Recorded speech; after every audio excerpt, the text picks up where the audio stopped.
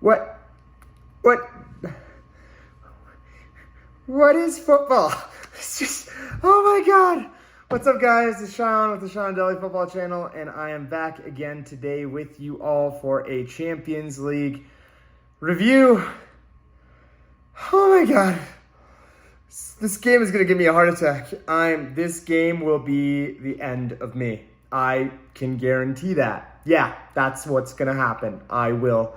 If I die, it will be through this game and because of Manchester. Because, oh my God, what a stressful day. Very excited. From tomorrow forward, we will be back to like normal programming and just daily videos every single day. No more interruption. I will be getting better about this. I do apologize for the lapse in videos, but from now on, should be good to go. You can hold me to that. Hold me to that. I'm gonna most likely do just kind of one video going through all the games and that were major ones and kind of discuss a little bit about each. And then we'll do most likely a video tomorrow or on Friday on kind of midpoint of where we're at for each team and what it's going to look like for the next 3 games since we're 3 games in. So moving in, going through it, we're just going to highlight the major games. Man City smashed Bruges. Fantastic game from City. They were absolutely everywhere. Ferran Torres not playing. We'll see what the long-term effects of that is, but in this game, that wasn't a problem. I'll give it up to Bruges. They tried. They really did. But City, they just have so much quality. When Cancelo can bring the ball off of his chest to a perfect nutmeg, what else can you ask for? Very great game from them.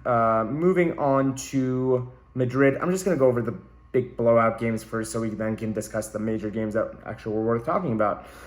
Madrid absolutely blew past Shakhtar. Vinicius Jr. has been one of the best players of the season so far. Absolutely been in love with him and watching him play. We'll get to that game. Inter were able to actually defeat Sheriff. Sheriff did get their first loss. The San Siro is not an easy place for any team to go, let alone a small team from Moldova. Ajax, we will talk about Ajax a little bit more in depth. Bayern being Bayern, 4 goals. 4 goals. Why not? Why not? 4 more goals. It's just Bayern. No big deal. 12 goals in 3 games. Psh, rookie numbers. Chelsea were also able to dispatch Malmo 4-0, and Villarreal, very impressive 4-1 against Young Boys, kind of making that group very, very spicy right now. So now we have a couple big games to talk about, and we're going to start with PSG Leipzig. We saw both the good parts and bad parts about both teams. The thing about Leipzig is, the fact is, losing to PSG at the Parc des Princes against this PSG team, no shame. The part where it's a little disappointing is they could have won it. Leipzig actually had more shots. They had, in my opinion, the better chances. The penalty, kind of a meh penalty. But Messi was able to get a brace and secure the victory for PSG, which pretty much guarantees them qualification to the next round with 9 points. But PSG just do not look like the team. Like last year's PSG team was better than this one, honestly. And I just think the lack of balance in that team is just being noticed more and more. Leipzig were able to tear through them and create a lot of good chances. It's a shame for Jesse Marsch that he wasn't able to get more out of it. But impressed by PSG for scoring goals, I guess. But all around, not. They should have done better. Moving on, Liverpool Atletico. What a game this was. What an absolute blockbuster game this was. Started out with Liverpool going up 2-0 with Mohamed Salah, who literally, like I mentioned over the weekend, is the best player in the world. He cannot do wrong. Whatever he touches goes in the back of the net. And Naby Keita with a phenomenal goal got Liverpool up 2-0 by the 13th minute. But credit Atleti. Very fast turnaround. Antoine Griezmann with 2 back-to-back goals. Really showing his credibility. And Griezmann that wasn't the last time we're going to hear Griezmann's name because he also got a red card. And it was a deserved red card, in my opinion. Then the game at 2-2 was kind of, both teams were going at it a little bit. The penalty was such a stupid penalty to give away by Hermosa. It just was unnecessary. A lot of people argued, oh, well, the penalty shot that Atletico had was pretty much the same thing. And it was the same thing. If you're going to give penalty for one, you kind of got to give penalty for the other. But I feel like Hermosa's was more of a penalty than the one that VAR ruled not a penalty in the end. Credit to Liverpool for being able to put the game away, but a little bit of questionable defense from Liverpool this weekend.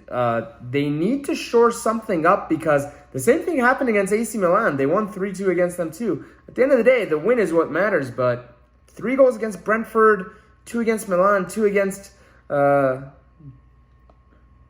I would have expected I bet Klopp would be on his team. Moving on to my favorite team in Europe so far this season, and that is Ajax. What an absolute display of positive, attacking, tactical game management. Dortmund didn't have a lick. They didn't have a chance. I love Ajax. They play such beautiful football, and they just go for the jugular all day long. Whoever gets Erik ten Hag has possibly the best manager for the next decade on their hands because he is an absolute genius. You can't... People say, oh, well, Ajax has a good team. They do have a good team. That's not an argument at all. But the way they play, beautiful, mesmeric football. Absolutely love them. Let's do something fun real quick. We're going to take a look at Ajax's goal difference in the Eredivisie. Just for fun. For the fun of it. In 9 games, they have scored 32 goals. 32. 9 games. It's more than 3 goals a game.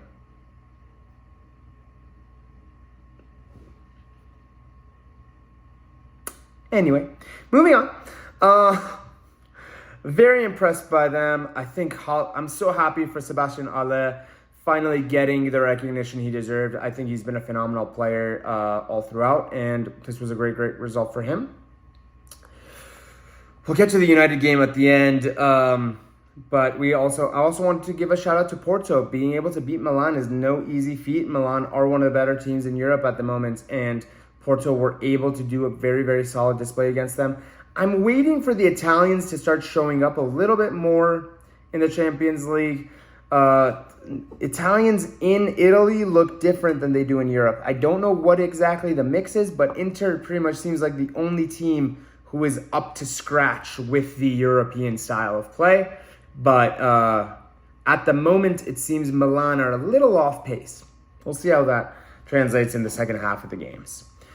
Moving on, Barcelona, they did win, barely. Not many other games to really talk about, so we'll just go into the Manchester United Atlanta. I'll tell you, at the 28th minute, when that second goal went in for Atlanta, I'm just like, we have Liverpool on Sunday. What are we going to do? What even can you do? But I actually thought we played well. You look at the XG. The XG was 3.1 to 1.5 to United. We deserved the win. Like, it wasn't that one-sided affair, really. I was actually very impressed. We showed really good attacking intent. Bruno Fernandes in the first half was all over the place, and I think that's one of the main mistakes in the United structure at the moment is we don't play. We have 3 midfielders, but we don't play with 3 midfielders. Bruno plays like a striker at some point, and somebody definitely talked to him about that this game, and he was a lot more central, linking up, and there was some fantastic passages of play between him, Fred, and McTominay. All 3, I thought, played very well this game. The goals were pretty much Maguire, Lindelof, and Shaw being at fault for all 3. De Gea, 2 amazing saves. What a best goalkeeper in the world. It's a crime that he hasn't gotten more clean sheets so far this season, because he has been the best goalkeeper in the world, in my opinion. And then in the second half, United came out with the intent to win, and I think it really showed. Rashford was able to get a goal. Maguire was able to somehow get a goal. And Ronaldo, Mr. Champions League, coming out in the 81st minute. Fantastic assist from Luke Shaw, header into the corner. This is what football is all about. This is why we love the game. Like, the love, the hate, all the emotions. It was fantastic, and I absolutely loved it. More than anything else, this just shows you what long-term United. You tell me Antonio Conte takes over the club right now.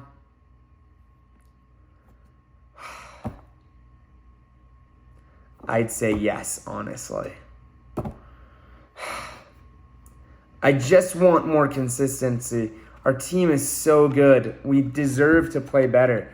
I hope Ole takes a little bit of notice from this game to see, okay, playing defensive doesn't work. Just go gung-ho. We're going to concede. C'est la vie. We should at least try to score. Just take the games to the opponents. We have enough talent in that squad to win games. So let's just play front foot, play attacking, and just go for the jugular. Yeah, we'll most likely end the games with a couple of these 4-3 results, but I'm game for that, because guess what? It's entertaining as hell. But more than anything else, guys, thank you so much for watching. My name is Sean Adeli.